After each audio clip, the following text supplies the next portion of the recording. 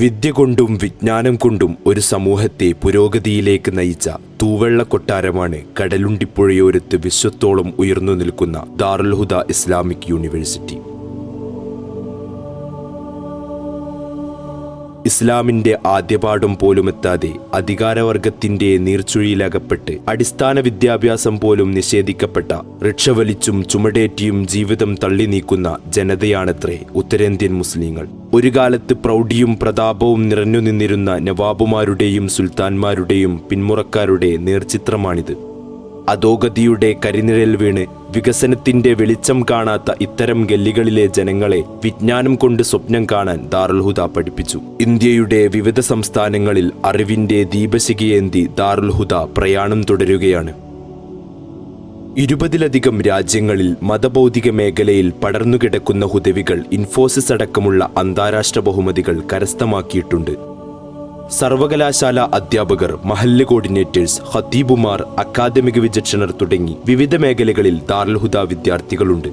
മതബൗദ്ധിക സമന്വയ രംഗത്ത് വിപ്ലവകരമായ പ്രവർത്തനം കാഴ്ചവെച്ച് വിജ്ഞാനത്തിന്റെ വിശ്വഗോപുരമായ ദാറുൽ ഹുദ ഇസ്ലാമിക് യൂണിവേഴ്സിറ്റി കർമ്മപഥത്തിൽ 40 വർഷം പൂർത്തിയാക്കുകയാണ്.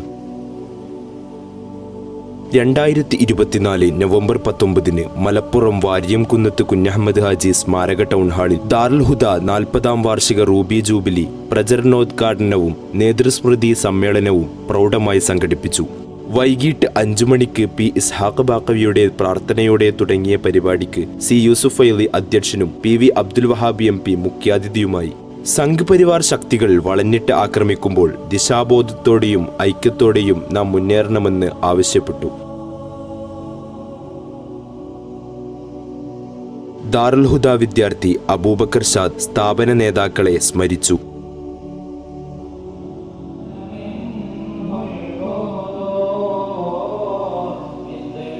മഗ്രിബ് നമസ്കാരാനന്തരം നടന്ന ഔദ്യോഗിക പരിപാടി പാണക്കാട് സയ്യിദ് സാബിഖ് അലി ശിഹാബ് തങ്ങളുടെ പ്രാർത്ഥനയോടെ സമാരംഭം കുറിച്ചു.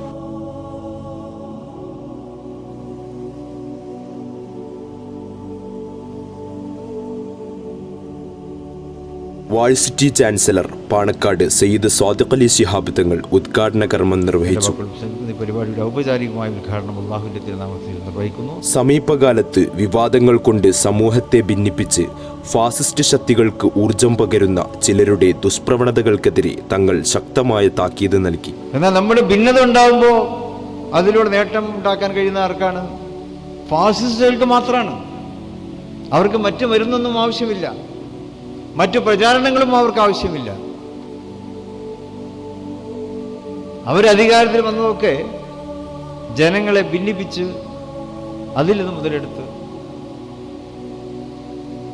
മറ്റു വോട്ടുകളൊക്കെ ചിന്നിച്ചിതറിപ്പോയപ്പോൾ അവരുടെ പെട്ടികൾ മാത്രം നിറഞ്ഞു, അവർക്ക് അധികാരത്തിലെത്താൻ പറ്റി. ഇപ്പോൾ പാലക്കാട് ചിലരൊക്കെ പരീക്ഷിക്കാൻ വിചാരിച്ച അതാണ്. അവിടുത്തെ നിഷ്കളങ്കരായിട്ടുള്ള വോട്ടർമാരെ ഭിന്നിപ്പിച്ച് വോട്ടുകൾ വിഭിന്ന തട്ടിലാക്കുക. എന്നാൽ ഫാസിസ്റ്റുകൾ ജയിക്കാം. ഫാസിസ്റ്റുകളുടെ വോട്ടുകൾ അവർക്ക് തന്നെ കിട്ടും, മറ്റു വോട്ടുകൾ ഭിന്ന തട്ടിലായിരിക്കും. ഫലം ആർക്കാണ് ഗുണമുണ്ടാവുക? അപ്പോൾ ഇത്തരം ശ്രമങ്ങളെ നമ്മൾ കരുതിയിരിക്കേണ്ടതുണ്ട്. അത് പ്രസംഗങ്ങളിലൂടെയാണെങ്കിലും പരസ്യങ്ങളിലൂടെയാണെങ്കിലും അതിനെ കരുതിയിരിക്കുവാൻ നമ്മൾ ശ്രമിക്കേണ്ടതുണ്ട്.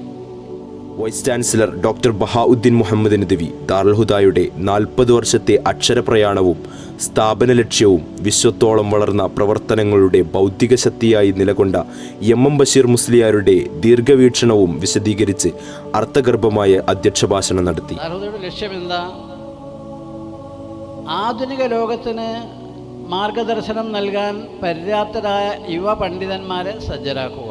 3000-ലേറെ പണ്ഡിതന്മാർ പഠിച്ച് പുറത്തിറങ്ങി. പലവിധ സേവന രംഗങ്ങളിൽ അവർ നിരതരായിക്കൊണ്ടിരിക്കുന്നു. ഞാൻ വിശദീകരിക്കുന്നില്ല, നിങ്ങളിൽ പലർക്കും അതറിയുമായിരിക്കും. പല മതവിദ്യാഭ്യാസ സ്ഥാപനങ്ങളിലും പല മഹല്ലത്തുകളിലെ ദീനീ സംരംഭങ്ങളിലും ഹുദവികൾ വേണമെന്ന് പറഞ്ഞ് നേരത്തെ ബുക്കിങ്ങൾ നടന്നുകൊണ്ടിരിക്കുകയാണ്. വിദേശ രാജ്യങ്ങളിലേക്കൊക്കെ വരെ ആളുകൾ ക്ഷണിച്ചുകൊണ്ടിരിക്കുകയാണ്. യുണൈറ്റഡ് നേഷൻസ് ഓർഗനൈസേഷനിൽ ചെന്നിട്ട് 2 ഹുദവികൾ ഇംഗ്ലീഷിൽ പ്രസംഗം നടത്തിയിട്ടുണ്ട്. മത്സരങ്ങളിലൂടെ നേടിയതാണ്. ഒരിക്കൽ ഇന്ത്യയിൽ ദേശീയാടിസ്ഥാനത്തിൽ നടത്തപ്പെട്ട ഇംഗ്ലീഷ് പ്രബന്ധ മത്സരത്തിൽ ദാർഹുദയിലെ അവസാനത്തെ ക്ലാസ്സിൽ പഠിച്ചുകൊണ്ടിരുന്ന ഒരു ദാർഹുദ വിദ്യാർത്ഥി ദേശീയാടിസ്ഥാനത്തിൽ സെക്കൻഡ് റാങ്ക് നേടിയിട്ടുണ്ട്. മൊറോക്കോയിൽ അവിടുത്തെ രാജാവിൻ്റെ മേൽനോട്ടത്തിൽ നടന്നുകൊണ്ടിരിക്കുന്ന ട്രെയിനിങ് സ്ഥാപനത്തിൽ 40 വിദ്യാർത്ഥികൾ ഉപരിപഠനം നടത്തിക്കൊണ്ടിരിക്കണമെന്ന്. അപ്പോൾ ഞാൻ പറഞ്ഞു വന്നത്, ഇതിനാവശ്യമായ പാഥേയമൊരുക്കിയത് അല്ലെങ്കിൽ പടവുകൾ നിർമ്മിച്ചത് പ്രധാനമായും MM ബഷീർ മുസ്ലിയാർ നവ്വറല്ലാഹു മർഖദഹു അവർകളായിരുന്നു. കാരണം മഹാനവറുകൾക്ക് ഈ രംഗത്ത് സവിശേഷമായ ഒരു കാഴ്ചപ്പാടുണ്ടായിരുന്നു. തുടർന്ന് PK കുഞ്ഞാലിക്കുട്ടി MLA, സമസ്ത കേന്ദ്ര മുശാവറ അംഗങ്ങളായ ഹൈദർ ഫൈസി പനങ്ങാങ്ങര, ഡോക്ടർ CK അബ്ദുറഹ്മാൻ ഫൈലി അരിപ്ര തുടങ്ങിയവർ ആശംസയർപ്പിച്ചു. കേരളത്തിലുള്ള അനേകം മതസ്ഥാപനങ്ങൾ മതേതര ശക്തിയുടെയും സുസംഘടിത ബോധത്തിന്റെയും വിജയമാണെന്ന് PK കുഞ്ഞാലിക്കുട്ടി പ്രസ്താവിച്ചു. എന്ന ഒറ്റ സ്ഥാപനം മാത്രമല്ല, ഇതുപോലെ എത്രയെത്ര സ്ഥാപനങ്ങൾ, എഞ്ചിനീയറിംഗ് കോളേജുകൾ, മെഡിക്കൽ കോളേജുകൾ, അതുപോലെ തന്നെ മതസ്ഥാപനങ്ങൾ, യൂണിവേഴ്സിറ്റികൾ, എണ്ണമറ്റ നേട്ടങ്ങൾ ഉണ്ടാക്കാൻ കഴിഞ്ഞത് തീർച്ചയായും വളരെ സുസംഘടിതമായി മതേതര കാഴ്ചപ്പാടോടുകൂടി നീങ്ങിയത് കൊണ്ട് തന്നെയാണ്. ദാറുൽ ഹുദ ഉലമാ ഉമറ ബന്ധത്തിന്റെ കേരളീയ മോഡൽ എന്ന ശീർഷകത്തിൽ അബ്ദുസ്സമദ് പൂക്കോട്ടൂർ പ്രസംഗിച്ചു. കേരളത്തിന് പുറത്ത് ദാറുൽ ഹുദ പൂർവ്വ വിദ്യാർത്ഥി സംഘടന ഹാദിയ നടത്തുന്ന വിദ്യാഭ്യാസ സംവിധാനങ്ങളെയും ദാറുൽ ഹുദ പൊതുവിദ്യാഭ്യാസ സംവിധാനം സിപ്പറ്റിനെയും അദ്ദേഹം വിശദീകരിച്ചു. ഹാദിയ എന്ന് പറയുന്ന വലിയൊരു വിഭാഗം, അവർ കൃത്യമായി Hudawis association for devoted Islamic activities നല്ലൊരു കേന്ദ്രം സ്ഥാപിച്ചുകൊണ്ട് സ്ഥാപനത്തിനൊപ്പം നിന്നുകൊണ്ട് സ്ഥാപനത്തോടൊപ്പം അവരും സഞ്ചരിക്കുകയാണ്. അവർ ചെയ്ത അടുത്ത കാലത്ത് ഏറ്റവും വലിയ സേവനം സമസ്ത കേരള ജംഇയ്യത്തുൽ ഉലമയെ പോലും അത്ഭുതപ്പെടുത്തി. പക്ഷേ നിങ്ങൾ നോക്കൂ, ഉത്തരേന്ത്യയിലേക്ക് കാലെടുത്ത് വെക്കാൻ നമുക്ക് ദാറുഹുദയുടെ സന്തതികൾ വേണ്ടി വന്നു. ഉത്തരേന്ത്യയിൽ പോയി നമ്മുടെ കുട്ടികൾ അവരവിടെ മക്തബുകൾ ഉണ്ടാക്കി. ഏതാണ്ട് 12 സംസ്ഥാനത്ത് അവർ ദഅവത്തിന്റെ നാന്ദി കുറിച്ചു. ആന്ധ്രാപ്രദേശ്, ആസാം, ബീഹാർ, ജമ്മു കാശ്മീർ, ജാർഖണ്ഡ്, കർണാടക, മധ്യപ്രദേശ്, മഹാരാഷ്ട്ര, രാജസ്ഥാൻ, തെലുങ്കാന, UP, വെസ്റ്റ് ബംഗാൾ, ഇവിടങ്ങളിലൊക്കെ നല്ല മനോഹരമായ മക്തബുകൾ സ്ഥാപിച്ചുകൊണ്ട് ദീൻ അറിയാത്ത കുട്ടികൾക്ക് ദീനീ ബോധം പകർന്നു കൊടുക്കുകയാണ്. 4371 കുട്ടികൾക്ക് 33 ശരീഅത്ത് കോളേജിൽ ദീൻ പഠിപ്പിച്ചു കൊടുക്കുന്നു. 108 സ്ഥാപനങ്ങൾ, തഅലീമെ ബാലിഗാൻ എന്ന് പറയുന്ന സെന്ററുകൾ, മദ്രസ പഠനം പൂർത്തിയാകാത്തവർക്ക്, മദ്രസയിൽ നിന്ന് ഡ്രോപ്പ് ഔട്ടായ കുട്ടികൾക്ക്, തീരെ പഠിക്കാത്തവർ, വജ്ജത്ത് അറിയാത്തവർ, ഫാത്തിഹ അറിയാത്തവർ, ഉദു അറിയാത്തവർ, അങ്ങനത്തെ 4461 കുട്ടികളെ ഇരുത്തി പഠിപ്പിക്കുന്നു. ഹാദിയയുടെ സേവനമാണ്. നിങ്ങൾ മനസ്സിലാക്കേണ്ടതാണ്, അതൊക്കെയാണ് ദഅവത്ത്. കോലാഹലമുണ്ടാക്കുന്നവരും ഈ സമൂഹത്തിന്റെ പ്രവർത്തനത്തിന്റെ ദിശ തിരിച്ചുവിടാൻ ശ്രമിക്കുന്നവരുമായ നമ്മളൊക്കെ തന്നെ മനസ്സിലാക്കേണ്ട കാര്യമാണ്. 153 QLM മീൻസ് ഖുർആൻ ലിറ്ററസി മിഷൻ. ഖുർആൻ ഓതി പഠിപ്പിക്കുക. അല്ലാഹുവിന്റെ ഖുർആൻ കേരളീയർക്കല്ല. ദീൻ എന്തെന്നറിയാത്ത, അക്ഷരജ്ഞാനമില്ലാത്ത, പൊട്ടു നടക്കുന്ന പെണ്ണുങ്ങളും മതിയായ വസ്ത്രം ധരിക്കാത്ത സ്ത്രീകളും ഒക്കെയുള്ള ദേശത്ത് അവരെ വിളിച്ചു വരുത്തിയിട്ട് ദീൻ പഠിപ്പിച്ചു കൊടുക്കുന്നു. പോരാ ഭൗതിക വിദ്യയും. 6 പ്രീ സ്കൂളുകൾ, 274 കുട്ടികൾ അവിടെ പഠിച്ചുകൊണ്ടിരിക്കുന്നു. അതിനൊക്കെ പുറമെ കേരളത്തിലേക്ക് നോക്കൂ നിങ്ങൾ, പൊതുജനങ്ങൾക്ക് വേണ്ടി കോഴ്സുകളും പ്രോഗ്രാമുകളും ട്രെയിനിങ്ങുകളും സംഘടിപ്പിക്കുന്ന ഏതാനും സ്ഥാപനങ്ങൾ സിപെറ്റ് എന്ന പേരിൽ ഇവിടെ മങ്ങിയായി നടക്കുന്നു. Centre for public education and training CIPET, സ്ത്രീ ശാക്തീകരണത്തിന് വേണ്ടി വളരെ മനോഹരമായ ആ സ്ഥാപനങ്ങൾ കൊണ്ട് നടക്കുന്നു. 3000-ഓളം കുട്ടികൾ പഠിക്കുന്നു. 52 സ്റ്റഡി സെന്ററുകളുണ്ട്. അങ്ങനെ 5 വർഷത്തെ ബിരുദം കൊടുത്തുകൊണ്ട് അവർക്ക് മനോഹരമായി ദീൻ പഠിപ്പിച്ചു കൊടുക്കുന്നു. കേരളത്തിന്റെ മതനേതൃത്വം സമസ്തയാണെന്നും സാമുദായിക നേതൃത്വം പാണക്കാട് കുടുംബമാണെന്നും സമദ് പൂക്കോട്ടൂർ പറഞ്ഞു. നമുക്ക് 5 ഉദ്ദേശ ലക്ഷ്യങ്ങളുണ്ട്. 1ഉം 2ഉമല്ല, 5. ഒന്നാമത്തേത് അഹ്ലുസ് സുന്നത്തി വൽ ജമാഅത്തിന്റെ പ്രചരണമാണെങ്കിൽ, രണ്ടാമത്തേത് ബിദ്അത്തിന്റെ പ്രതിരോധമാണെങ്കിൽ, മൂന്നാമത്തേതും വായിക്കണം, മുസ്ലിം സമുദായത്തിന്റെ മതപരവും സാമുദായികവുമായ അവകാശ അധികാര സംരക്ഷണം. അത് സമസ്തയുടെ ലക്ഷ്യമാണ്. ഭരണഘടന നോക്ക് നിങ്ങൾ, ഭരണഘടനയിലുണ്ട്. 1ഉം 2ഉം വളരെ പ്രധാനമാണ്. അതുപോലെ പ്രധാനമാണ് മൂന്നാമത്തേത്, മുസ്ലിം സമുദായത്തിന്റെ മതപരവും സാമുദായികവും. മഹാനായ ശൈഖുന ശംസുൽ ഉലമ ജീവിച്ചിരിക്കുന്ന കാലത്ത് അദ്ദേഹത്തോട് സംവദിക്കാൻ അവസരമുണ്ടായ വ്യക്തി എന്ന രീതിയിൽ ഞാൻ അദ്ദേഹത്തോട് കോഴിക്കോട് ഓഫീസിൽ വെച്ച് ചോദിച്ചിട്ടുണ്ട്, എന്താണ് ഈ ഭരണഘടനയിൽ മൂന്നാമതായി മുസ്ലിം സമുദായത്തിന്റെ മതപരവും എന്ന് പറഞ്ഞിട്ട് പിന്നെ സാമുദായികവും എന്ന് പറയാൻ കാരണം എന്ന് ചോദിച്ചു. അദ്ദേഹം അത് കൃത്യമായി പറഞ്ഞത്, മതപരം എന്ന് പറഞ്ഞാൽ സുന്നത്ത് ജമാഅത്ത് തന്നെ, അഹ്ലുസ് സുന്നത്തി വൽ ജമാഅത്തിന്റെ എല്ലാ കാര്യങ്ങളും നമ്മൾ സംരക്ഷിക്കും. പക്ഷെ സാമുദായികം എന്ന് പറയാൻ കാരണം ഇന്ത്യയിൽ മുസ്ലിങ്ങൾ ഒരു ന്യൂനപക്ഷമാണ്. അപ്പൊ ഇന്ത്യയിലെ മുസ്ലിങ്ങൾക്ക് മൊത്തത്തിൽ എന്തെങ്കിലും ഒരു പ്രശ്നം വരുമ്പോൾ നമ്മളെല്ലാവരും ഒരുമിച്ച് നിൽക്കേണ്ടി, അതാണ് സാമുദായികം. എന്താ ഈ പറഞ്ഞതിന്റെ അർത്ഥം? മതപരമായും സംഘടിച്ചു നിൽക്കണം, സാമുദായികമായും സംഘടിച്ചു നിൽക്കണം. നമ്മുടെ സമസ്ത കേരള ജമിയത്തുൽ ഉലമ മതപരമായി സംഘടിച്ച ഒരു ബോഡിയാണ്. പാണക്കാട് തങ്ങൾ രണ്ടും ഒത്ത ഒരാളാണ്. മതപരവും സാമുദായികവും. സമുദായ നേതാവും തങ്ങൾ തന്നെ, മതനേതാവും തങ്ങൾ തന്നെ. ഇവിടെ ഇപ്പുറത്ത് ബഹുമാനപ്പെട്ട സമത്തയുടെ ആലിമ്യങ്ങൾ അവർ മതത്തിന്റെ നേതാക്കളാണ്, തങ്ങൾ രണ്ടിന്റെയും ഭാഗമാണ്. അപ്പൊ ഈ ഭരണഘടനയിൽ വളരെ ബുദ്ധിപൂർവ്വമാണ് പൂർവികരത് എഴുതി വെച്ചത്. പാണക്കാട് കേരളത്തിന്റെ പൊതുനേതൃത്വം എന്ന വിഷയത്തിൽ നൌഷാദ് മണ്ണിശ്ശേരി പ്രഭാഷണം നടത്തി. കമ്മ്യൂണിസ്റ്റ് ഭരണകൂടം മുസ്ലിങ്ങളെ ചവിട്ടിയരച്ച ബംഗാളിൽ ദാറുൽ ഹുദയുടെ പ്രവർത്തനങ്ങൾ ന്യൂനപക്ഷ സമുദായത്തിന് പ്രതീക്ഷാവഹമാണെന്ന് അദ്ദേഹം അഭിപ്രായപ്പെട്ടു. പശ്ചിമ ബംഗാളിൽ മുസ്ലിം സമുദായത്തെ, ലോക മുസ്ലിം സമൂഹത്തിന്റെ പ്രതാപത്തിന്റെ ഇന്നലകൾ വീണുറങ്ങിയിരുന്ന ബംഗാളിലെ സമൂഹത്തിന്റെ കെട്ടുറപ്പിനെ തകർത്തത് അവിടെ കമ്മ്യൂണിസ്റ്റ് പാർട്ടി അവർക്ക് കിട്ടിയ അധികാരവും സ്വാധീനവും ഉപയോഗിച്ച് ഇതുപോലെയാണ്. അത് വിശദീകരിക്കാൻ സമയമില്ലാത്തതുകൊണ്ടാണ്. ഇതുപോലെയാണ് നേതാക്കന്മാരുള്ള വിശ്വാസത ഇല്ലാതാക്കി, തൽപര കക്ഷികളെ കൂടെ പിടിച്ച് അതിനവർക്ക് വേണ്ട സൗകര്യങ്ങൾ ചെയ്തു കൊടുത്ത്, ആളും അർത്ഥവും സംവിധാനം ചെയ്ത് ഇടയിൽ കയറി മീർ ജാഫർമാരെ ഉപയോഗപ്പെടുത്തി ഇന്ന് നമ്മുടെ നാട്ടിൽ പൊറാട്ടടിക്കുന്ന സമൂഹമായി അവർ മാറിയത് എങ്ങനെയാണ് എന്ന് ആലോചിച്ചാൽ ചിന്തിക്കുന്ന അതിന് നമുക്ക് ദൃഷ്ടാന്തമുണ്ട്. അതുകൊണ്ട് സ്നേഹമുള്ളവര്, കേരളീയ മുസ്ലിം സമൂഹത്തിന്റെ ആത്മാഭിമാനത്തിന്റെ നെറുകയിലെ തിലകക്കുറിയായി ഇന്ത്യയിലെ സ്വത്വബോധമുള്ള ഈ ന്യൂനപക്ഷ സമൂഹത്തിന്റെ പ്രതാപത്തിന്റെ കിരീടത്തിലെ കോഹിനൂർ രത്നമാണ് ദാറുൽ ഹുദ എന്ന് പറയുന്നത്. ദാറുൽ ഹുദക്ക് ഈ ബഹുസ്വര സമൂഹത്തിൽ നിർവഹിക്കാനുള്ള ദൗത്യം ഇത് തന്നെയാണ്. ഈ ഉലമാ ഉമറ ബന്ധത്തെയും നമുക്ക് അനുഗ്രഹീതമായി ലഭിച്ച ഈ ലീഡർഷിപ്പിനെയും അതിനെ അവഗണിക്കാനും അവഹേളിക്കാനും ആര് ശ്രമിച്ചാലും അവർ എടുക്കുന്നത് സമുദായത്തിന്റെ ആത്മാഭിമാനത്തിന്റെ കടക്കൽ കത്തിവെക്കാനാണ്.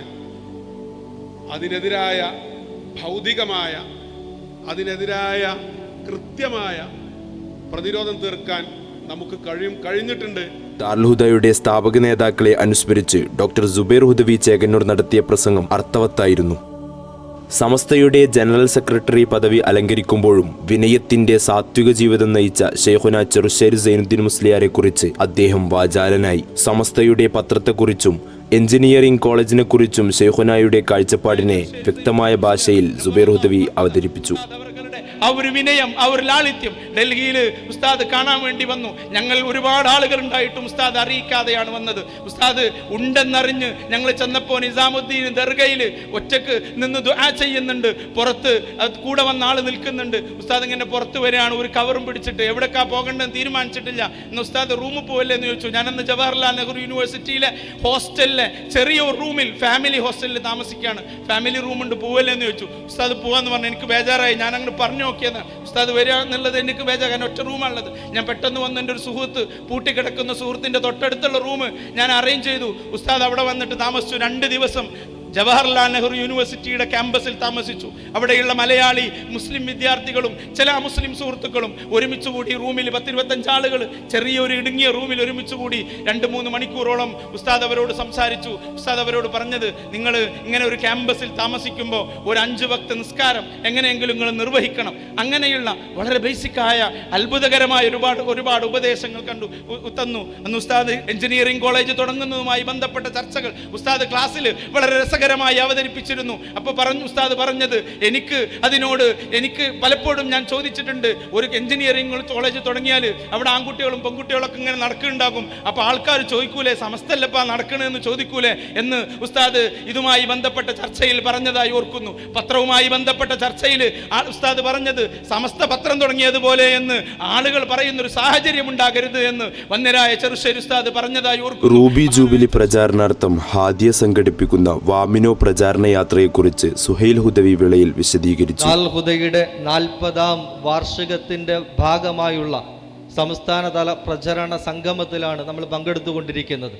ഈ സമ്മേളനത്തിന്റെ ജനുവരി ആദ്യ വാരത്തിൽ നടക്കുന്ന ദാറുൽ ഹുദയുടെ സമ്മേളനത്തിന്റെയും ജനുവരി 12 നടക്കുന്ന സമാപന സമ്മേളനത്തിന്റെയും പ്രചരണവും ദാറുൽ ഹുദയുടെ ഈ മഹത്തായ ആശയത്തെ ഇനിയുമേറെ ആളുകളിലേക്ക് എത്തിക്കുക എന്ന വലിയൊരു ദൗത്യവുമായി ദാറുൽ ഹുദയുടെ പൂർവ്വ വിദ്യാർത്ഥി സംഘടന ഹാദിയ ഇൻഷാ അല്ലാഹ് അടുത്ത മാസം ഡിസംബർ 12 മുതൽ 19 വരെ, ഡിസംബർ 12 വ്യാഴാഴ്ച മുതൽ തൊട്ട് അടുത്ത വ്യാഴാഴ്ച വരെ കേരളത്തിലെ വിവിധ പ്രദേശങ്ങളിലൂടെ വാമിനോ എന്ന പേരിൽ ദാറുൽ ഹുദയുടെ റൂബി ജൂബിലി പ്രചരണ യാത്ര സംഘടിപ്പിക്കുകയാണ്. സമാപന പ്രാർത്ഥനയ്ക്ക് പാണക്കാട് സയ്യിദ് നാസിർ അബ്ദുൽ ഹയ്യ് ശിഹാബ് തങ്ങൾ നേതൃത്വം നൽകി.